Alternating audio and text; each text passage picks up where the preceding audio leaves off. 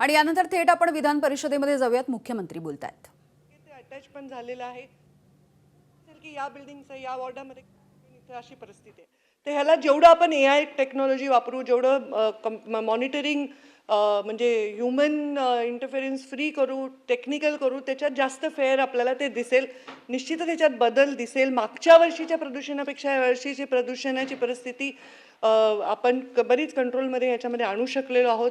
आपल्याला म्हणजे मी आता दिल्लीला गेले तर लोक म्हणे 600 पोल्युशन आहे मुंबईत तेवढं पोल्युशन कधीही आपण गाठलेलं नाही.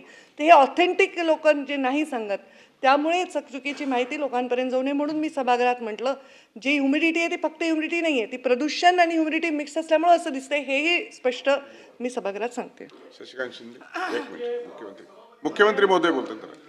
उदय, जे माननीय मंत्री महोदयांनी सांगितलं त्याप्रमाणे BMCला आपण आदेश दिलेले आहेत की त्यांनी IoT बेस्ड आणि AIचा उपयोग करून एक डायनामिक मॉनिटरिंग सिस्टीम तयार केली पाहिजे आणि 100% जेवढी बांधकामं होत आहेत, सरकारी असो, खाजगी असो, इन्फ्रास्ट्रक्चरची असो, सगळ्यांचं मॉनिटरिंग त्यांनी केलं पाहिजे.